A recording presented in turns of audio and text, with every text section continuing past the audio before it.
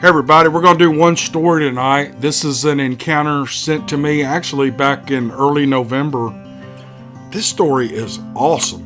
I read this thing and I was like, what? I've emailed this guy back and forth, hashing out some details. It's just a great story. You're going to love it. All right, here we go.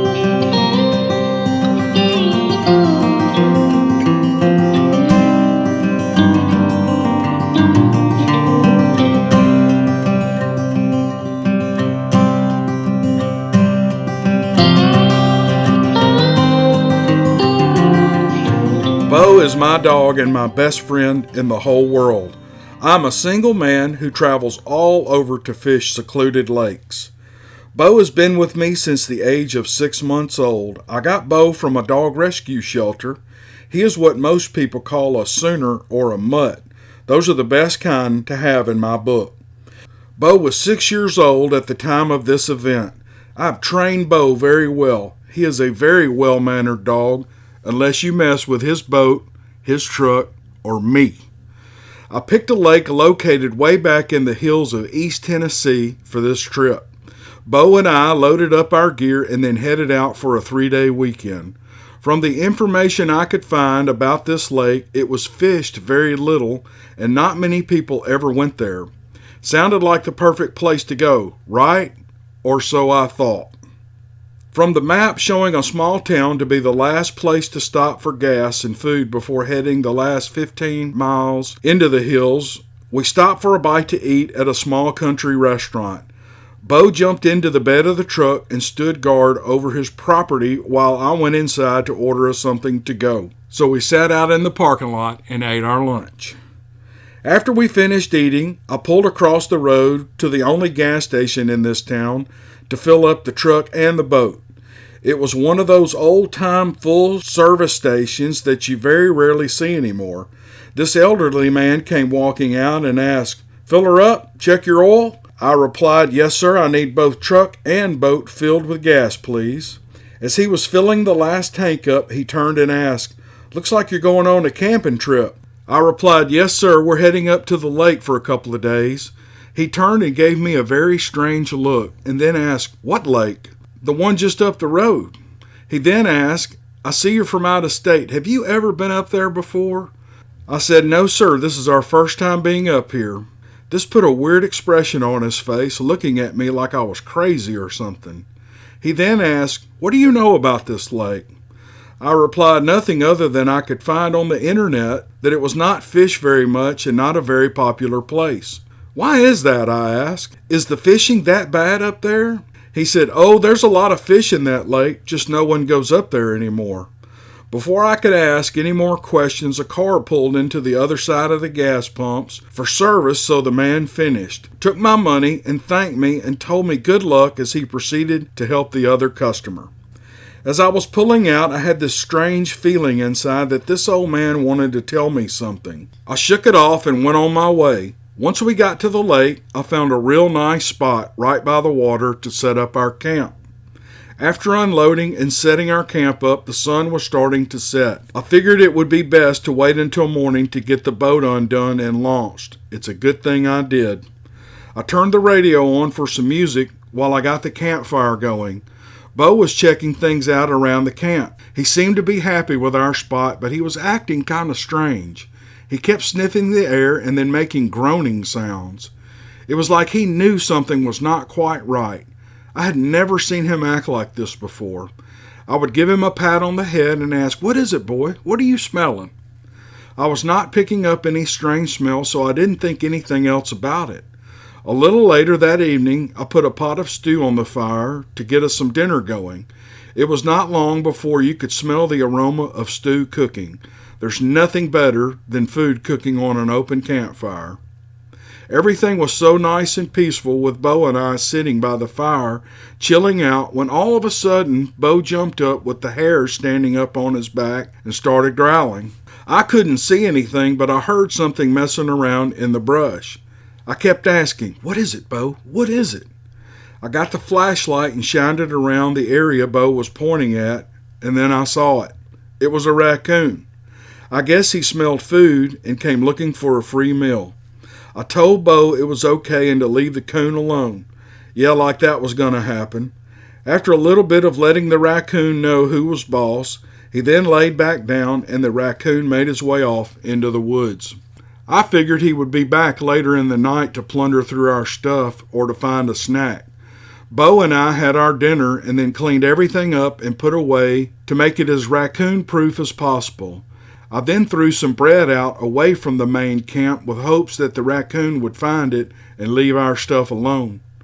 It was getting a bit late and I wanted to get an early start, so I figured it was time for us to call it a night, but Bo didn't want to go in just yet and kept sniffing the air. I figured it was that raccoon still messing around. I put the fire out and then we got into our tent. I got undressed and then crawled into my sleeping bag and shut the lantern off.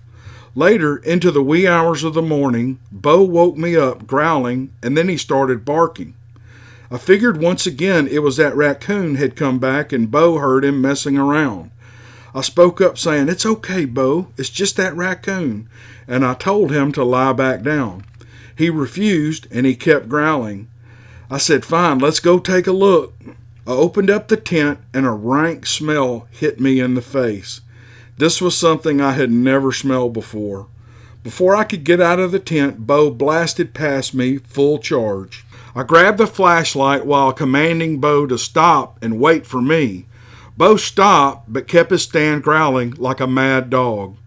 I shined the light in the direction Bo was looking and there it was, tall, hairy, long arms, short legs. This thing was huge. When the light shined on its face, this thing let out a snarling sound at us that sent chills down my spine. This sent Bo into attack mode. Bo charged the creature. I yelled, "Stop, Bo, stop!" but it was too late. When Bo got to this thing, it grabbed Bo up like a twig and had him by his throat. I screamed, "Please let my dog go." I could see Bo was now motionless and thought this thing had broke Bo's neck. I kept pleading, "Please don't kill my dog. He's all I have in my life." Over and over I said, "Please don't kill my dog." The creature just looked at me as I kept pleading with it not to kill the dog. Then the creature let go of Bo and he dropped to the ground motionless. I could see Bo was still breathing, meaning he was not dead, so I was trying to figure out how to get him away from this creature when it dawned on me what this creature might be, so I spoke in a lighter tone, saying, "You're a Sasquatch." It just stood there looking at me while I kept talking. I said, "We are not here to do you any harm, and if you will please let us go, we will leave right now. Just please don't kill my dog." I don't remember how I felt at the time. I know I was terrified, but I was more concerned for Bo than I was for myself. The creature raised its arm and made a motion with its hands as if to tell us to go. Then it stepped back a few feet, allowing me to grab Bo up and put him into the truck. I then ran to the tent and grabbed my pants that had my truck keys and wallet, then ran to the truck and fired that motor up and hauled out of there. As I was leaving, I could see from my taillights the creature was still standing there. By the time I got to the hard road, Bo had come to and started trying to get up. I told him to lie still as I petted his head. Once I made it out to the main road, I figured we were far enough away to stop so I could check Bo out. He seemed to be doing okay. I take it this creature had choked Bo to the point of passing out, but not to kill him. I stepped out of the truck with my pants in hand. I was wearing nothing but my underwear. I pulled on my pants, jumped back in the truck, and hit the road knowing I left all my camping gear behind and knowing I would never return for it. When I got back to the small town, it was shut down tight. Not a soul was around, not even a light on anywhere. I kept going and did not stop until I was clean out of that state. You can bet I will never return to that place no matter what I had left behind. I would only become a laughingstock to those locals if I did. I have no doubt they know of this creature, but we're not going to let anyone know about it, which I can understand.